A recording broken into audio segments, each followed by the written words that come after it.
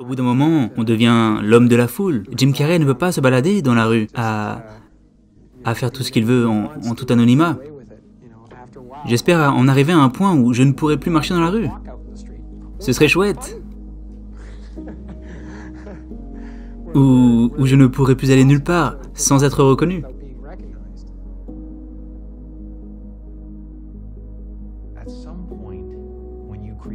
À un moment donné, quand on se crée soi-même pour réussir, soit on doit lâcher prise de cette création et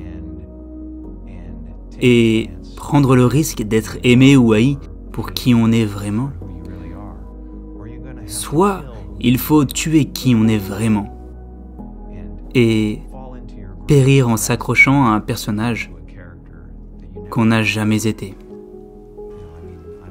Vous savez, je suis le gars qui s'est fait un chèque de 10 millions de dollars et en a fait une réalité. Un instituteur en CE1 m'a dit « Quand je veux quelque chose, je prie la Vierge Marie, je lui demande, je lui promets quelque chose en retour, et j'ai ce que je veux. » Donc vous vous êtes fait un chèque, c'est vrai? Oui, je me suis fait un chèque de 10 millions de dollars pour mes services d'acteur, et je me suis donné 5 ans. Mon père n'a jamais pu m'acheter un vélo. Alors j'ai prié pour un vélo et j'ai promis que je réciterai mon chapelet en retour. Et j'ai eu un vélo. Il est apparu dans mon salon.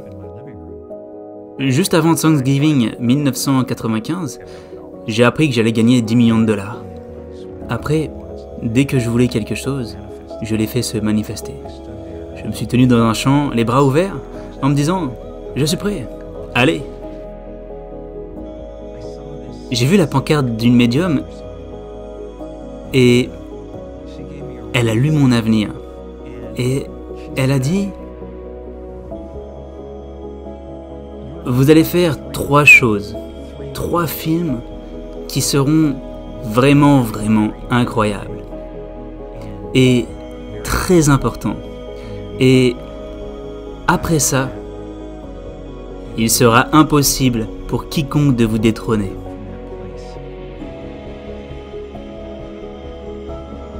Pouvez-vous me parler de votre père?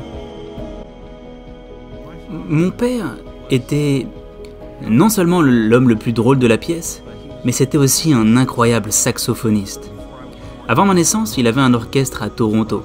Mais pour percer, il fallait quitter le Canada et venir aux États-Unis et y faire ses preuves. Il avait peur de cette transition et il avait une famille à charge. Alors, il est devenu comptable. Et au fil du temps, ça l'a usé. Il est devenu amer, surtout quand il a perdu son poste à 51 ans. Ça l'a brisé. Il avait fait un compromis pour sa famille, mais compromettre et échouer, ça fait vraiment mal. C'est pire que d'échouer en faisant ce qu'on aime. Alors ça a été un exemple pour moi. Peu de gens le savent, mais quand j'avais 14 ou 15 ans, mon père a perdu son poste et je suis devenu sans abri un moment. J'ai grandi au Canada, alors je pensais qu'on campait. J'ai appris qu'on peut échouer en faisant ce qu'on n'aime pas. Alors, autant faire ce qu'on aime. Le choix est simple.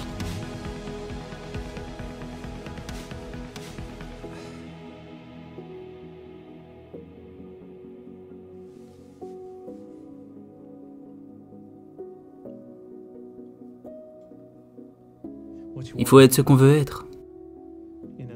Cette interview est extraite du film Jim and Andy, où Jim Carrey explique la façon dont il a façonné le personnage d'Andy Kaufman. Il nous partage quelque chose de très intéressant sur la façon dont il a exploré l'identité d'Andy lorsque le journaliste lui demande si parler aux proches du véritable Andy Kaufman l'a aidé. Absolument, mais c'était leur vision de lui, la façon dont ils veulent qu'il soit vu. Personne ne sait. Il faut prendre tout ça et faire ses propres suppositions, prendre ses propres décisions et suivre son instinct. Je connais cet homme, aussi bien que possible. Mais qui connaît-on vraiment ?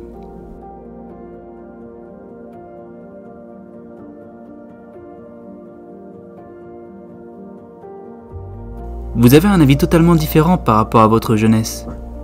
Où la transition a eu lieu? Quelque part, au milieu de l'absolue confusion, en pleine déception, en pleine réalisation de tous mes rêves. Là, avec tout ce dont tout le monde a toujours rêvé d'avoir et malgré tout malheureux. Dès qu'on ouvre la bouche, on en apprend sur soi-même. Surtout quand on joue un personnage, car on improvise. Les choix qu'on fait sont très révélateurs, car il n'y a rien d'autre que la vérité. D'où vient ce personnage? Quelle est la saleté dans laquelle la perle est bâtie? La perle, c'est la personnalité que l'on construit autour de soi pour se protéger de cette pensée. S'il découvre que je ne vaux rien, s'il découvre que je ne suis pas assez, je serai détruit.